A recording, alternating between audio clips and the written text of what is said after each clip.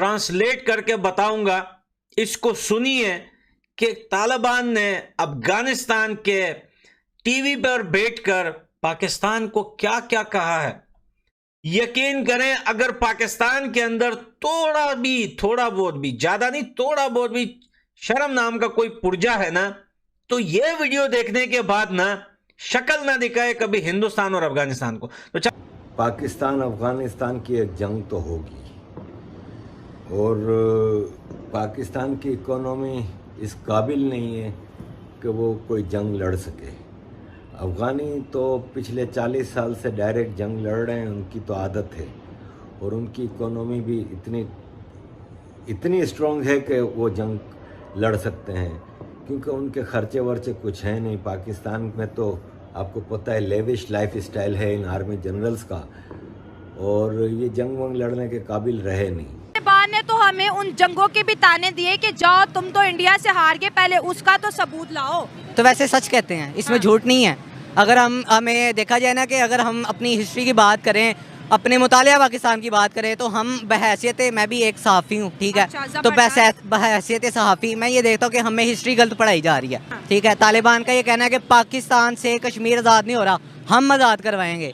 तो क्या ये पाकिस्तानियों के मुँह पे लानत नहीं है कि क्या तालिबान इतने कमजोर हैं कि वो पाकिस्तान से पूछ के किसी देश के साथ बैठेंगे?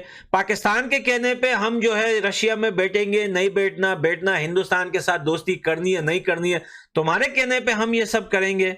इंडिया को इसलिए अच्छा समझते हैं कि वो अपनी बात पे खड़ा रहता है या, लेकिन उनकी जो एजेंसीज हैं, रॉ है, वो इस टाइम अफगानिस्तान में फुल एक्टिवेट है। क्या बात कर रहे हो? बिल्कुल वो एक्टिवेट है और पाकिस्तान के खिलाफ वो उस इकदाम उठा रहे हैं। एंकर बोल रहे हैं कि ये लोग नमक हराम बोलते हैं अफगानिस्तान को, हमें, आपको, सबको। तो ये बोल रहे हैं कि नमक हराम सबको पता है कि कौन है, कौन नमक हराम है। नमक हराम तो खुद पाकिस्तान है, और खुद पाकिस्तान की हालत यह है कि उसने इतने अरसे अमेरिका से पैसे लेके अपने मुसलमान भाई को मरवाने के लिए रास्ता दिया, अपनी बहन आपिया सदीकी को अमेरिका के हवाले कर दिया। तो हम नमक हराम हैं या ये लोग नमक हराम हैं? څه فکر کړی چې طالب به د تا د لاس اعلی وګرځي؟ څه چې ته وایې هغه به کوي. له هندوستان سره به اړیکې ستا په رابطه ساتي، د تا په خواکه به یې ساتي، له مسکو له نورې نړۍ سره به یې د تا په خواکه ساتي. په تیرو مذاکراتو کې هم دوی دغه کوشش کړی ده چې دغه مذاکراتي ټیم په قطر کې انحصار کې وساتي، چې ناکامه شوي دي. دوی همیش په خپل سیاست کې ګول خوړلی ده. بوټو د په افغانستان د برید خبره نه کوي. دوی د له بنګال نه هغه 95 زره دریشیانې واخلي چې دوی له پوج نه یې ویستلي دي. دوی د کارګل د جګړې پوښتنه وکړي، هغه سړی راځي چې په هره جګړه کې دوی چې جګړه کړې دي، دوی فوج خپل خلک یې وژلي دي. دوی د هغه دریشۍ واخلي بیا د په افغانستان د برید خبره وکړي. अब ये जो कहा, ये ट्रांसलेट करके बता रहा हूँ, ये पाकिस्तान को बोल रहा है कि तुम्हें क्या लग रहा था कि तालिबान की सरकार आएगी तो क्या वो तुम्हारे इशारों पे नाचेगी? तुम क्या समझ रहे थे कि जब तालिबान अफगानिस्तान में सरकार बनाएंगे, जो तुम बोलोगे वही हम करेंगे? तुम्हारे कहने पे हम हिंदुस्तान के साथ दोस्ती करेंगे, तुम्हारे कहने पे नहीं करेंगे। तुम होते कौन हो? तुम्हारे अंदर अगर थोड़ा बहुत भी शर्म है तो जाकर हिंदुस्तान और बांग्लादेश से वो 95,000 पतलूने लेके आओ जो तुम्हारी पतलूने उतारी हैं।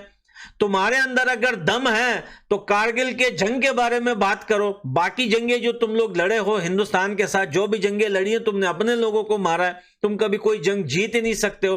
और आज वो अगर ये बात कर रहे हैं, वो इसलिए कह रहे हैं कि 1980 की दहाई में तालिबान जो थे वो मुजाहिदीन थे, 9/11 के बाद वही मुजाहिदीन आज दहशतगर्द हो गए। अच्छा। अब वो यही चीज़ देख रहे हैं कि भी पाकिस्तान का दोगलापन देखते हैं इसमें। अच्छा। कि भी रूस के खिलाफ हमने जहाद किया, अमेरिका के खिलाफ हमारे जहाद को ये कहते हैं कि भी ये दहशतगर्दी करते हैं। अगर हमने तालिबान को सपोर्ट उस टाइम किया था तो 9/11 के बाद भी हमें चाहिए था कि भी तालिबान को सपोर्ट करते। अच्छा। हम उनकी बैक पे खड़े होते, ठीक है, हमने वो नहीं किया। इसीलिए वो हमें कहते हैं कि भी आप जो है पाकिस्तान आर्मी को एज ए वो क्या कहते हैं, एक आर्मी, वो बोलते हैं कि भी किराए की आर्मी है ये। अच्छा। इनको यानी कि डॉलर दो तो ये किसी भी मुल्क के खिलाफ लड़ेंगे।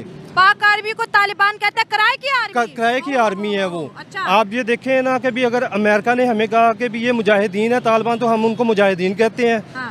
जैसे ही उनका अमेरिका का 9/11 हुआ तो उन्होंने कहा कि ये दहशतगर्द हैं, तो हम उनको दहशतगर्द कहते हैं। देखें, अगर हम हिस्ट्री पे नज़र डालें ना, तो पाकिस्तान ने कभी तालिबान को एक्सेप्ट नहीं किया। नहीं किया, पाकिस्तान ने तालिबान को एक्सेप्ट नहीं किया। तो जब तालिबान की गवर्नमेंट आई थी तो यही तो लोग थे जो लुटियां डाल रहे थे, मिठाइयां बांट रहे थे। वो तब की बात है ना, अब कर रहे हैं, अब उनको सपोर्ट करते हैं, अब उन्हीं तालिबान को कहते हैं कि पाकिस्तान के अंदर दहशतगर्दी फैलाते हैं, हाँ, इंडिया से मिल जाते हैं। एग्री, मैंने भी इसके खिलाफ आवाज उठाई थी कि कम से कम हिस्ट्री को तो ठीक कर लो ना। आपने 9वीं 10वीं क्लास में मुतालिया पाकिस्तान पढ़ी होगी, बिल्कुल क्या सच लिखा उसके अंदर? सारा का सारा झूठ है, ऑनलाइन कह रही हूँ। हाँ।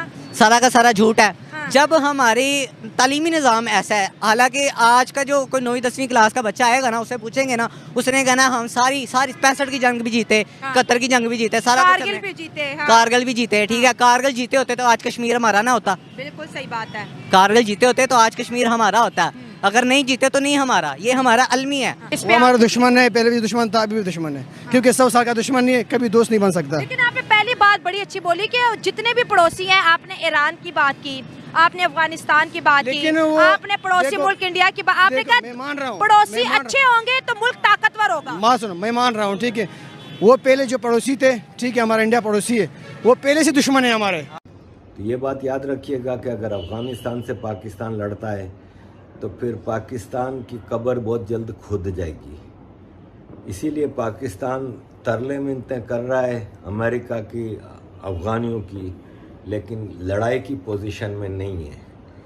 और ये चीज़ साबित करती है कि ये